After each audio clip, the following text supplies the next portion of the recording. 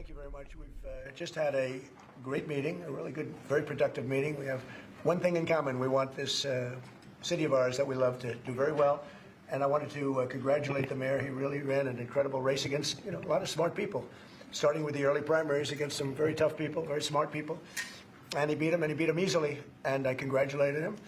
And we talked about some things in very strong common, like housing and getting housing built, and food and prices, and the price of oil is coming way down.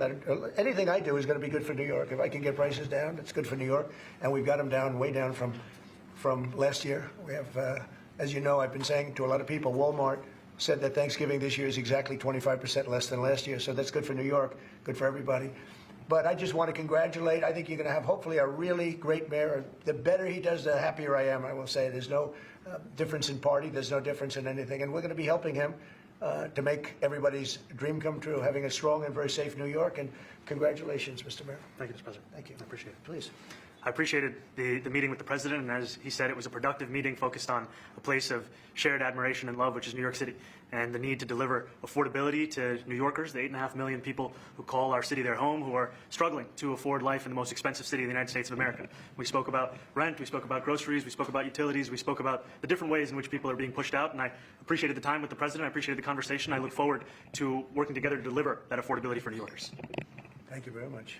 Any questions, please? President Trump, Stephen Nelson from the New York Post. I had a question for you, and then also one for Mayor-elect. Sure. For you, you referred to Mr. Mamdani as a communist. Can you describe why you feel that way? And also, will you do anything to stop him from arresting Prime Minister Netanyahu if he visits New York? Well, we didn't discuss your second part of the question. And on your first part, I mean, he's got views that are a little out there, but who knows? I mean, we're going to see what works, or he's going to change also. We all change. I changed a lot. From when I first came to office. It's now quite a while ago. It's quite a while. My first term was great. We had the greatest economy in the history of our country. We're doing even better now. We're doing much better now than we did even the first term. And I can tell you some of my views have changed. And we had discussions on some things. I'm not going to discuss what they were, but that I feel very confident that he can do a very good job. I think he's going to be. I think he is going to surprise some conservative people, actually, and some very liberal people. He won't surprise them because they already like him. And Mr. Mamdani, it sounds like you had a productive discussion, but just days ago you referred to President Trump as a despot who betrayed the country. You said you'd be his worst nightmare and accused him of having a fascist agenda. Are you planning to retract any of these remarks in order to improve your relationship? I think both President Trump and I, we are very clear about our positions and our views, and what I really appreciate about the president is that the meeting that we had focused not on places of disagreement, which there are many, and also focused on the shared purpose that we have in serving New Yorkers. And frankly, that is something that could transform the lives of 8.5 million people who are currently struggling under a cost of living crisis, with 1 in 4 living in poverty. And the meeting came back again and again to what it could look like to lift those New Yorkers out of struggle and start to deliver them a city that they could do more than just struggle to afford it, but actually start to live in it. And I've been called much worse than a despot, so it's not that insulting. Maybe I think he'll change his mind after we get to working together. Yes, please. Mr. President, from MTV Lebanon. Good. I would like to ask you a question about the Middle East regarding Sure. you said that Hezbollah in Lebanon is not in a good position, and Lebanon now is the final unresolved after Gaza and Syria. Given your assessment, like what do you say for the Lebanese today? It's the independent state of Lebanon, and what is your next move to push toward disarmament? Sure. Well, we are pushing for total disarmament of Hamas and, frankly, everybody else. And we actually have peace in the Middle East. As you know, the King of Saudi Arabia just left yesterday. We had some great meetings, and he's made a contribution toward the United States of more than $1 trillion. We have now over $20 trillion coming in. No country has ever had anything like that, not even close. If you go to 2 trillion or 1 trillion, it's a lot. We have 20 or 21 trillion dollars. I think that Hezbollah has been a problem in Lebanon, big problem.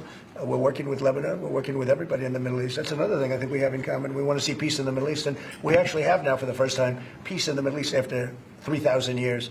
And now we're going to refine it, and I think you're going to see some very positive things happen. There is a potential to invite the Lebanese president. Oh, sure. Oh, I would do that, absolutely. And if the mayor would like to be here for that meeting, because I know he feels very strongly. I think you feel very, very strongly about peace in the Middle East. We desperately want it, and that's something that I shared with the president, that when I spoke to New Yorkers who had voted for the president last November on Hillside Avenue and Fordham Road, I asked them why. I heard again and again 2 major reasons. One was that they wanted an end to forever wars. They wanted an end to the taxpayer dollars we had funding violations of human rights, and they wanted to address the cost of living crisis. And I appreciated the chance to discuss both of those things. You said a lot of my voters actually voted for him, and I'm okay with that. President Trump, I understand as well. I'll do that. I'll sign it. Give it to me. I'll sign it in a minute. That's pretty good. Mr. President, Yeah, please. you threatened to send federal troops to New York City. You both have differences when it comes to ICE agents Right. in New York City. Mr. Mamdani, you called ICE a rogue government entity. I wonder how you reconcile your differences on both of those issues. Well, I think we're going to work them out, and I think that if we have known murderers and known drug dealers and some very bad people, we want to get them out. And the mayor wants to have peace. We discussed this at great length, actually, maybe more than anything else. He wants to have a safe New York. Ultimately, a safe New York is going to be a great New York. If it's not safe, no matter how well we do with pricing and with anything else, we can talk about anything you want. If you don't have safe streets, it's not going to be a success. So we're going to work together. We're going to make sure that if there are horrible people there, we want to get them out. I think he wants to get them out maybe more than I do. So we'll work together. We discussed it at great length. Yes, please. Yeah, two questions, if I may. One for you, ex-president from BBC, in a second. But first of all, for the mayor-elect. You're both from different parts of the political spectrum. You're both populists, though. And I just wondered to what extent the president's campaign style, his techniques, his social media use inspired any part of your campaign. Well, I actually told the president that, so much of the focus of our campaign has been on the cost of living crisis. And when we asked those New Yorkers who had voted for the president, when we saw an increase in his numbers in New York City, that came back to the same issue: cost of living, cost of living, cost of living. And they spoke about the cost of groceries, the cost of rent, the cost of Con Ed, the cost of childcare.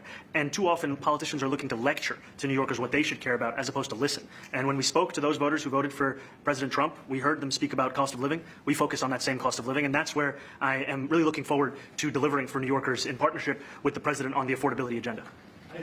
And I think we have to work a little bit. We talked about Con Edison. We have to work a little bit on getting the prices because, we've gotten fuel prices way down, but it hasn't shown up in Con Edison. And we're going to have to talk to them. If we're sending them fuel at a much lower price than it was a year ago, which is true, we have to get Con Edison to start lowering the rates. Absolutely. And if I may, last week you told me you were pushing ahead with your plans to sue BBC for up to $5 billion. You're going to speak to Prime Minister Starmer as well. Is there any progress or any updates on those issues? Well, we get along very well with the Prime Minister. We made a deal with UK. I like him. He's a fine person. And, I think they have some big energy problems. They've got windmills all over the place. They're going to have to start using other methods because their energy is out of control. Talking about in the UK, it's out of control. And he's got that problem. He's got a big immigration problem, as you know, and he's got a big energy problem. And we talk about it. He's a good man. Prime Minister's a good man. You had a chance to speak this week. I haven't spoken this week. Mr. President, have you spoken to President Zelensky, or do you intend to Who? President Zelensky about your plan? Did you meet with him? I've spoken with their people. We have a plan. It's horrible what's happening. It's a war that should have never happened. It would have never happened if I was president, and it's a shame. And I thought they should have acted quicker. But it's a cold winter, and a lot of the you talk about utilities, but a lot of the big energy-producing plants have been under attack. To put it mildly, to put it nicely. Yeah, we have a way of getting peace, or we think we have a way of getting peace. He's going to have to approve it. Just so sad. So many people. Last month they lost 25,000 soldiers.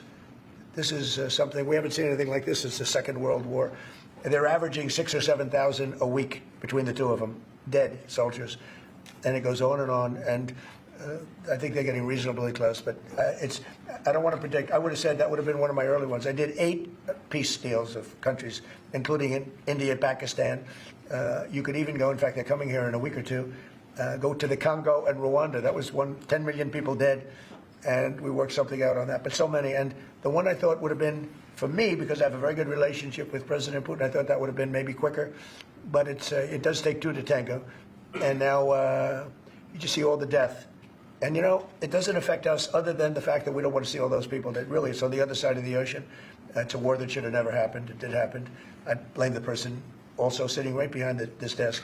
This is a war that should have never happened, and it wouldn't have happened if I were president. But we're trying to save a lot of lives. They're losing 25. Think of that, 25,000 lives over the last short period of time. That's Ukrainian and Russian, and it's a shame. What happens if President? I want to ask the mayor-elect about a House resolution just passed overwhelmingly to condemn socialism, including with 86 Democrats, all of House Dem leadership, and the minority leader Hakeem Jeffries, despite his endorsement of you. What's your reaction to that? I have to be honest with you, I focused very little on resolutions. Frankly, I've been focusing... Condemn socialism. I understand. I think the focus is on the work at hand. I can tell you I am someone who is a democratic socialist. I've been very open about that. And I know there might be differences about ideology, but the place of agreement is the work that needs to be done to make New York City affordable. That's what I look forward to. And I want to clarify your answer to Stephen Nelson. He asked about your comment calling the president a fascist, and your answer was, well, President Trump and I have been clear about our positions and our views. Are you affirming that you think President Trump is a fascist? I've spoken about. That's okay, you can just say yes. Okay, all right. Okay, it's easier. It's easier than explaining it, I don't mind. And Mr. President, I wanted to ask you also about this Ukraine plan. Yeah. President Zelensky said today that his country would risk either giving up a partner or giving up its dignity. There's been criticism that this deal... You mean he doesn't like it? It's unclear. He was sort of Well, pretending... he'll have to like it, and if he doesn't like it, then, they should just keep fighting, I guess, The suggestion that he made, though, was that if he doesn't accept it, that the U.S. would pull back its support for Ukraine. Is that Well, at some accurate? point, he's going to have to accept something. He hasn't accepted. You remember right in the Oval Office not so long ago, I said, you don't have the cards. Don't forget, I inherited this war. This war never would have happened. I inherited this war. And I thought he should have made a deal a year ago, 2 years ago. The ultimate deal would have been if it never started. That would have been the good deal. That could have been done, too, if you had the right president, but you didn't have the right president. Mr. President, cost of living is something that you and Mr. Mamdani seem to agree on. Right. Democrats have run New York City for a long time, Mr. Mamdani. Do you see Democrat policy specifically as being a problem? And I'd like that to be a question that both of you could answer in New York City. Look, I think that there are many things in our city where we have to own the responsibility of it, things that existed long before the president was the president. And those are also part of the message of our campaign, was to take on a broken politics of the past. And I ran against a number of candidates who represented different versions of that past. And what we found time and again is that working people were left behind in the politics of our city. And what we're looking to do is put those people right back at the heart of our politics so that we don't have a situation where we're in the wealthiest city in the history of the world, and yet 1 in 5 can't even afford $2.90 for a Metro card. Mr. Mamdani. We had some interesting conversation, and some of his ideas really are the same ideas that I have. But a big thing on cost, the new word is affordability. Another word is just groceries. It's sort of an old-fashioned word, but it's very accurate. And they're coming down high. They were, we had, both of us, we had the highest inflation in the history of our country the last 4 years under the Biden administration. And we've got inflation down now to a normal number. It's going to go even a little bit lower than that. Katie, do you have something in a Mr. bit? President, thank you so much. Mr. Mamdani often talks about New York City being covered by international law, that they will follow international law. Doesn't often talk about the U.S. Constitution. What is your response to that? Well, I don't know what you're referring to in terms of it could be covered by international law, local law. It's covered by a lot of laws, but it's covered by U.S. law. Are you referring to anything in particular? You just said that they're a city that endorses and enforces international law. Is that at odds with? No, I don't know. Would you want to respond? Yeah, I think what I've shared with the president is our desire to not only follow the laws of our own city, laws that protect New Yorkers, but also a desire for consistency in our politics across the board. And that's something that we've talked about and something that I know many New Yorkers want. We were with ICE. We were with ICE.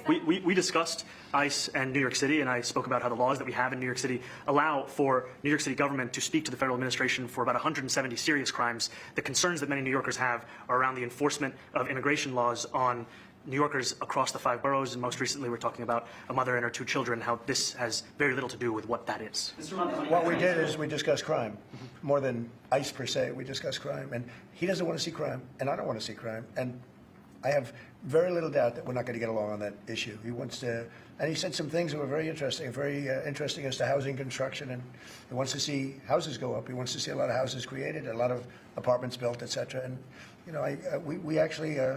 People would be shocked, but I want to see the same thing. Mr. Mamdani, anti-Israel Please. protesters. Jack? Mr. President, I want to know, one of the policies as well that Mayor-elect Mamdani talked a number of times about on the campaign was shifting the tax burden for property taxes from what he called minority communities to white-based communities and putting more taxes on white people. I also noticed that in your acceptance speech you didn't mention anything about America or Christians or white people in general, and so I didn't know if that was one of the policies that you guys had spoken about. We focused on affordability. We focused on the cost of living crisis. What I will say is that I am very much interested in property tax reform because what we see right now in New York City is a system that is so inequitable that it can't even stand up in court. And the president and I spoke about the importance of not only building more housing, but also making sure that regulation of housing is something that is manageable to actually get through and not the cause of yet another weight that we see in But our to be city. clear, you're continuing this idea of race-based property taxes. No, to be very clear, That's what you said. no, the use of the term was a description of neighborhoods, not a description of intent. So you intend to tax the whiter neighborhoods more? No, we intend to create a fair property tax system because we want a New York City that is not only fair and equitable, but also one that every New Yorker can afford. Mr. Mamdani, anti-Israel protesters just targeted a synagogue. Please, go ahead. Mr. Mamdani, anti-Israel protesters just targeted a synagogue in New York. Are you concerned about Jewish New Yorkers feeling welcome and safe in the city? And President Trump, you threatened to cut off federal funding to New York City. What policies would prompt you to do that? Would that be city-run grocery stores? Would it be something else? Well, I think if we didn't get along, whether it's cut off or just make it a little bit difficult or not give as much, we want to see, I use the term, we don't want good money going after bad. And we don't want that to happen. I don't think that's going to happen. I did say that, subject to what policies are being set. We had a meeting today that actually surprised me. He wants to see no crime. He wants to see housing being built. He wants to see rents coming down, all things that I agree with.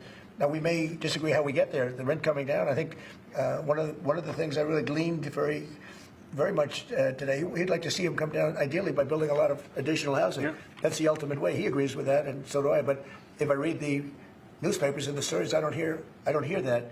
But I heard him say it today, and I think that's a very positive step. No, I don't expect. I expect to be helping him, not hurting him. A big help, because I want New York City to be great.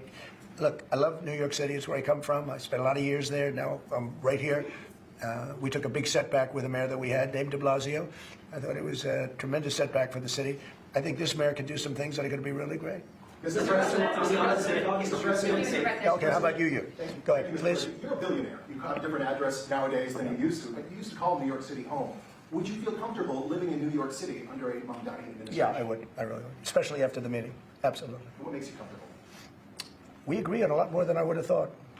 I think I want him to do a great job, and we'll help him do a great job. He may have different views, but in many ways, we were discussing when Bernie Sanders was out of the race, I picked up a lot of his votes, and people had no idea because he was strong on not getting ripped off in trade and lots of the things that I've practiced and been very successful on. Tariffs, a lot of things. Bernie Sanders and I agreed on much more than people thought. And when he was put out of the race, I think quite unfairly, if you want to know the truth, many of the Bernie Sanders voters voted for me. And I felt very comfortable, frankly, in seeing that and saying that. And, it just turned out to be a statistical truth. But no, I feel very comfortable. I would feel very, very comfortable being in New York, and I think much more so after the meeting. Yes, please. Thank you, Mr. President. I have a question for you, but a very quick one for Please. the mayor. Why did you fly here? Aren't trains greener? I'll use every form of transit, and I want to make sure that they're all affordable in New York City, and that's why making buses fast and free is a centerpiece of our campaign. There's a bus that Well, goes. but I know, but if he flew, that's a lot quicker too. I mean, he's working very hard. For him to be, that's a very long drive. I'll stick up for you. The plane takes you 30 minutes, and driving takes you a And long Mr. time. President, I was wondering if you could clear up some confusion around a Washington Post report. There's this explosive report that the Coast Guard is no longer going to characterize swastikas and nooses as hate symbols. DHS called that a lie and fake news. Can you clear up? I don't know anything about it. When was this written? I think yesterday. Well, look, the Coast Guard's an incredible group of people. I know them very well. We just ordered a lot of new Coast Guard cutters. Beautiful, the most magnificent ship. They look like yachts with lots of guns on them. So I don't know. I haven't seen any report like that, but certainly we want them to remain a great force, and they are. Mr. President, and you did the piece in all the 9 months Yes. around the world. I would like to ask Mr. Mamdani, you've accused the U.S. government of committing genocide in Gaza while President Trump was working on peace. Why that? I've spoken about the Israeli government committing genocide, and I've spoken about our government funding it. And I shared with the president in our meeting about the concern that many New Yorkers have of wanting their tax dollars to go towards the benefit of New Yorkers and their ability to afford basic dignity. And what we see right now is we're in the 9th consecutive year of more than 100,000 school children being homeless in our city. And there's a desperate need not only for the following of human rights, but also the following through on the promises we've made New Yorkers. And I appreciated the meeting we had and the work that we can do. Do you agree that President Trump did do a peace and work hard to make the peace? Because he worked hard to do the peace in the Middle East and everywhere.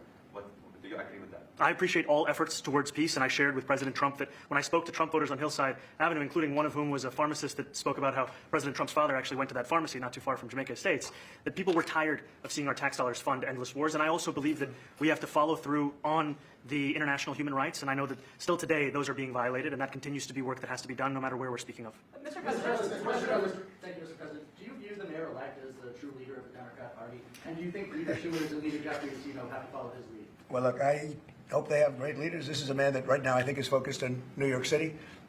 I really think he has a chance to do a great job. We're going to help him, but I really think he has a chance to do a great job. But I'll let you answer that. You consider yourself the leader of the Democrats? I think it's more appropriate for him. I consider myself the next mayor of New York City, and I keep my horizons firmly on New York City, and I appreciate the meeting with the president, which focused again on the 5 boroughs and whether New Yorkers could afford to live there. By the way, being the mayor of New York City is a big deal.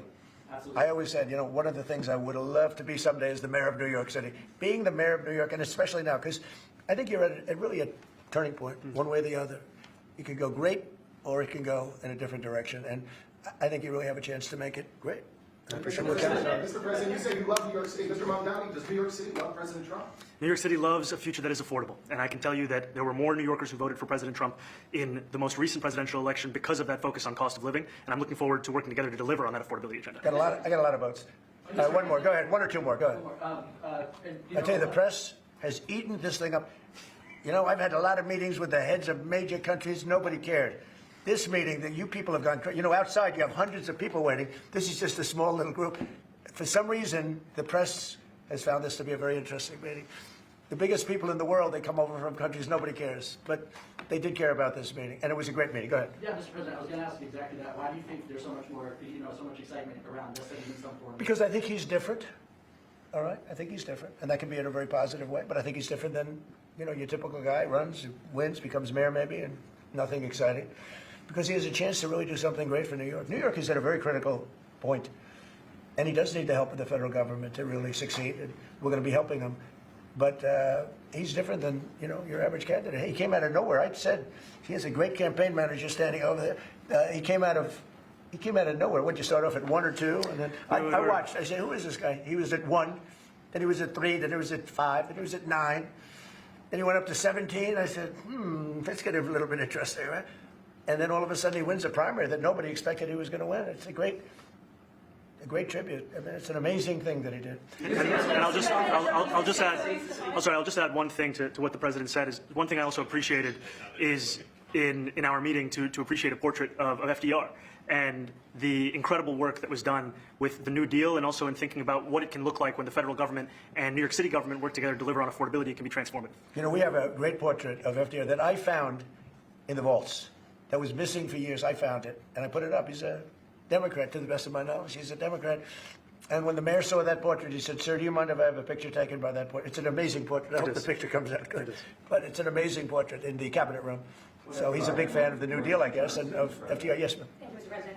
You said that you both spoke about crime. Yeah. There are many police officers set to come off the rolls at the end of this year in New York City. Are you going to allow those police to be replaced with police officers, actual cops? And are you going to require that that happens? Would there be some consequence? Well, I hope it happens, but again, that's going to be ultimately the mayor's decision.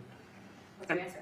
Is that I look forward to delivering public safety with the NYPD, and I've said over the course of our campaign that we have the number of police officers today. They are the ones that's budgeted about 35,000 headcount. And I think the key thing is that we have to make it easier for police to focus on police work, not ask them to respond to 200,000 mental health calls a year. So is that a reduction from what you're at right now? Are you committing to maintaining the same level of cops? I've committed over the course of the campaign to maintain the 35,000. That's the headcount that we had through the campaign. And not replace them with caseworkers, social work? No, I've said that's the headcount that we want. What we need to do is make sure they can focus on serious crime. And he just retained a great police commissioner, I believe, right? Yes, we did. Commissioner Fish. If the newspapers are correct. That one they're correct about. He retained, I think, somebody that is she's a good friend of some of the people in my family, of Ivanka, and they say she's really good, really competent, and he just retained her, so that's a good sign. Are there still topics that you see that you're disagreeing on in the future, and do you think you'll have more meetings like this? There will be topics that we disagree on. I think we'll probably come to a conclusion, and ultimately, he'll convince me, or I'll convince him. It's for the good of New York. Ultimately, it's for the good of New York. I don't care about affiliations or parties or anything else. I want to see if this city could be unbelievable. If he could be a spectacular success, I'd be very happy. Do you think you guys will meet more in the future, too? Excuse me? Do you think you'll meet again in the future, throughout the administration? I think we will. Yeah. I think we will. I hope we do. I enjoyed the meeting. We had a great meeting. Please. Mr. President, Republican Elise Stefanik has campaigned multiple times by calling Zohran Mamdani a jihadist. Do you think you're standing next to a jihadist right now in the Oval Office? No, I don't. But she's out there campaigning, and you say things sometimes in a campaign. Isn't that sort of She's a very capable person. But you really have to ask her about that. But I don't particularly. I think I met with a man who's a very rational person. I met with a man who really wants to see New York be great again. And I can say again, because New York was great. When I came down to Washington initially, the city was so hot. It was doing great.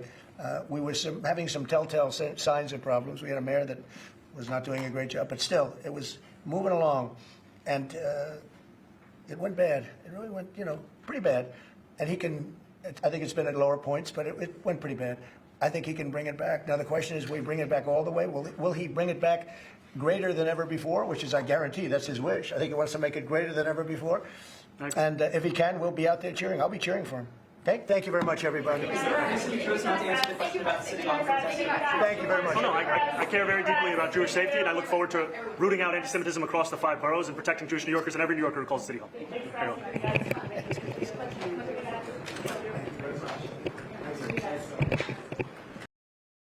Please like, comment, share, and subscribe to my channel.